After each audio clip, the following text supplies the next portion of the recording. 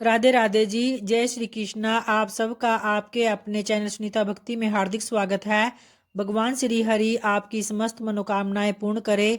तो आइए भक्तों, भगवान श्री हरि का ध्यान करते हुए आज के फाल्गुन मास की कथा अध्याय को प्रारंभ करते हैं। और सभी पिछली कथाओं को सुनने के लिए आप सभी भक्तजनों का धन्यवाद। तो आगे पुलस्त्य जी कहते हैं कि दानव राज बास्कली दानवों से ऐसा कहकर फिर स्वयं इंद्र से मिलने के लिए अकेला ही राजमहल से बाहर निकल पड़ा और अपने शोभा संपन्न नगर की 7वीं ड्योढ़ी पर जा पहुंचा। इतने में ही उधर से भगवान वामन और इंद्र भी आ पहुंचे। दानवराज ने बड़े प्रेम से उनकी ओर देखा और प्रणाम करके अपने को कृतार्थ माना। वह हर्ष में बढ़कर सोचने लगा कि मेरे सम्मान धन्य दूसरा कोई नहीं है, क्योंकि आज मैं त्रिभुवन की राजलक्ष्मी से संपन्न होकर इंद्र को याचना के रूप में अपने घर पर आया देखता हूँ। तो ये मुझसे कुछ याचना करेंगे। घर पर आए हुए इंद्र को मैं अपनी स्त्री, पुत्र, महल तथा अपने प्राण भी दे डालूंगा। फिर त्रिलोकी के राज्य की तो बात ही क्या है। तो यह सोचकर उसने सामने आए हुए इंद्र को अंक में भरकर बड़े आदर के साथ गले लगाया और अपने राजभवन के भीतर ले जाकर अर्घ तथा आचमन आदि से उन दोनों का यत्न पूर्वक पूजन किया। फिर इसके बाद बास्कली बोला कि हे इंद्र, आज मैं आपको अपने घर पर स्वयं आया देखता हूँ, तो इससे मेरा जन्म सफल हो गया और मेरे सभी मनोरथ भी पूर्ण हो गए। हे प्रभु, मेरे पास आपका किस प्रयोजन से आगमन हुआ है, मुझे सारी बात बतलाइए। आपने यहाँ तक आने का कष्ट क्यों उठाया, इससे मैं बड़े आश्चर्य की बात समझता हूँ। तो इस पर इंद्र ने कहा, हे बास्कले, मैं जानता हूँ दानव वंश के श्रेष्ठ पुरुषों में तुम सबसे प्रधान हो। तुम्हारे पास मेरा आना कोई आश्चर्य की बात नहीं और तुम्हारे घर पर आए हुए याचक कभी विमुख नहीं लौटते। तो तुम याचकों के लिए कल्प वृक्ष हो। तुम्हारे समान दाता कोई नहीं है और तुम प्रभा में सूर्य के समान हो, गंभीरता में सागर की समानता करते हो तथा समाशीलता के कारण तुम्हारी पृथ्वी के साथ तुलना भी नहीं की जा सकती। ये ब्राह्मण देवता वामन कश्यप के उत्तम कुल में उत्पन्न है। इन्होंने मुझसे 3 पग भूमि के लिए याचना की थी, किंतु बास्कले, मेरा त्रिभुवन का राज्य तो तुमने पराक्रम करके छीन लिया है। अब मैं निराधार और निर्धन हूँ, तो इन्हें देने के लिए मेरे पास कोई भूमि भी नहीं। तो इसलिए तुमसे याचना करता हूँ। याचक मैं नहीं, ये हैं। हे दानवेंद्र, यदि तुम्हें अभिष्ट हो तो इन वामन जी को 3 पग भूमि दान दे दो। तो इस पर बास्कली जी ने कहा, हे देवेंद्र, आप भले ही पधारे, यहाँ आपका कल्याण हो। जरा अपनी ओर तो देखिए, आप ही सबके परम आश्रय है। हे पितामह, ब्रह्मा जी त्रिभुवन की रक्षा का भार आपके ऊपर डालकर सुख से बैठे हुए हैं और ध्यान धारणा से युक्त होकर परम पद का चिंतन करते हैं। तो भगवान विष्णु भी अनेकों संग्राम से थक कर जगत की चिंता छोड़कर आपके ही भरोसे क्षीर सागर का आश्रय लेकर सुख की नींद सो रहे हैं। उमानाथ भगवान शंकर भी आपको ही संसार का सारा भार सौंप कर कैलाश पर्वत पर विहार करते हैं। तो मुझसे बिन बहुत से दानवों को, जो बलवानों से भी बलवान थे, आपने अकेले ही मार गिराया। 12 आदित्य, 11 रुद्र, दोनों अश्विनी कुमार, 8 वसु तथा सनातन धर्म, ये सब लोग आपके ही बाहुबल का आश्रय लेकर स्वर्गलोक में यज्ञ का भाग ग्रहण करते हैं। आपने ही उत्तम दक्षिणाओं से संपन्न 100 यज्ञों द्वारा भगवान का यजन किया है। वृत और नमूची आपके ही हाथ से मारे गए हैं, अतः आपने ही पाक नामक दैत्य का दमन भी किया है।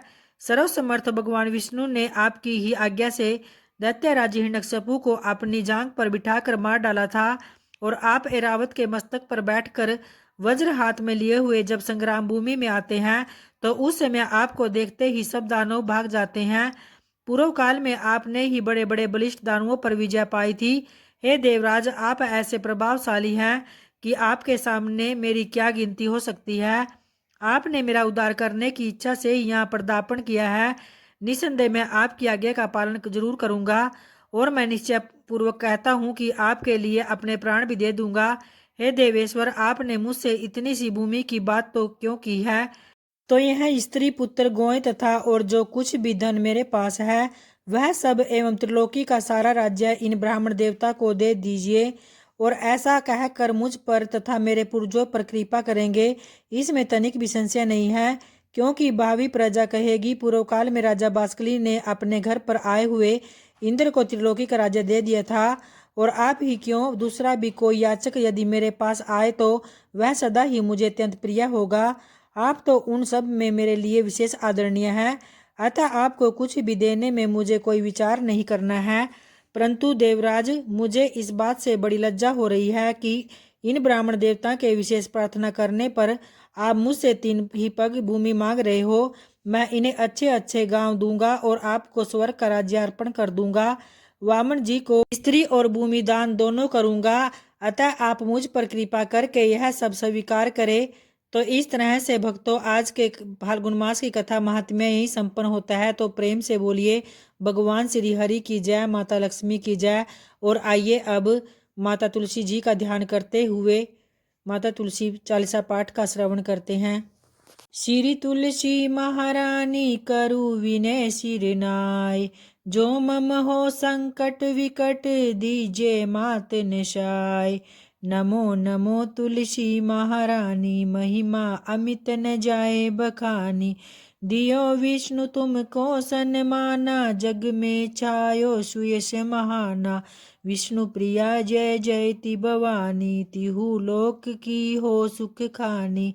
भगवत पूजा कर जो कोई, बुना तुम्हारे सफल न होई। जिन घर तव नहीं होए निवासा, उस पर कर ही विष्णु नहीं बासा। करे सदा जो तव नित सुमिरन, तेहि के काज होए सब पूरन। कार्तिक मास महात्म तुम्हारा, ताको जानत सब संसारा। तव पूजन जो करे कुंवारी, पावे सुंदर वर सुकुमारी। कर जो पूजन नितपति नारी, सुख संपत्ति से होए सुखारी। वृद्धा नारी करे जो पूजन, मिले भक्ति होवे पुलकित मन। श्रद्धा से पूजे जो कोई भी, भव निधि से तर जावे सोई। कथा भागवत यज्ञ करावे, तुम बिन नहीं सफलता पावे। छायो तब प्रताप जग बारी, ध्यावत तुम ही सकल चितधारी। तुम्ही मात यंत्रन तंत्रन में, सकल काज सिद्धि होवे क्षण में। औषधि रूप आप हो माता, सब जग में तव यश विख्याता। देव ऋषि मुनि ओ तपधारी, करत सदा तव जय जयकारी। वेद पुराणन तव यश गाया, महिमा अगम पार नहीं पाया। नमो नमो जय जय सुख कारणी, नमो नमो जय जय दुख निवारणी।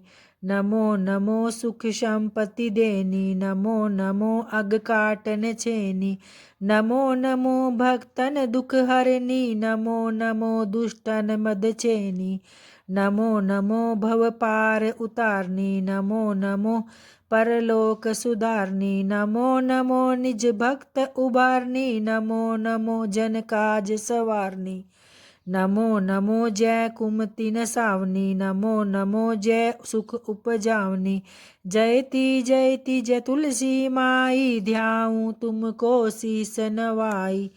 निज जन जानी मोहि अपनाओ, बिगड़े कारज आप बनाओ। करु विनय मैं मात तुम्हारी, पूर्ण आशा करू हमारी। शरण चरण कर जोरी मनाऊं, निस दिन तेरे ही मैं गुण गाऊं। करूँ मात यह अब मोह पर दाया, निर्मल होए सकल मम काया। मंगू मात यह वर अब दीजे, सकल मनोरथ पूर्ण कीजे। जनु नहीं कुछ नेम अचारा, क्षमु मात अपराध हमारा। बरह मास करे जो पूजा, तासम जग में और न दूजा। प्रथम ही गंगा जल मंगवावे, फिर सुंदर स्नान करावे। चंदन अक्षत पुष्प चढ़ावे, धूप दीप नैवेद्य लगावे। करे आचमन गंगा जल से, ध्यान करे हृदय निर्मल से। पाठ करे फिर चालीसा की, स्तुति करे मात तुलसा की। यह विधि पूजा करे हमेशा, ताके तन नहीं रहे कलेसा। करे मास कार्तिक का साधन, सोवे नित पवित्र सिद्ध हुई जाई। है यह कथा महासुखदाई, पढ़े सुने सो भव तर जाई। तुलसी मैया तुम कल्याणी, तुम्हारी महिमा सब जग जानी। भावन तुझे माँ नित नित ध्यावे, गा गा कर माँ तुझे रिझावे। जय तुलसी मैया की। धन्यवाद दोस्तों।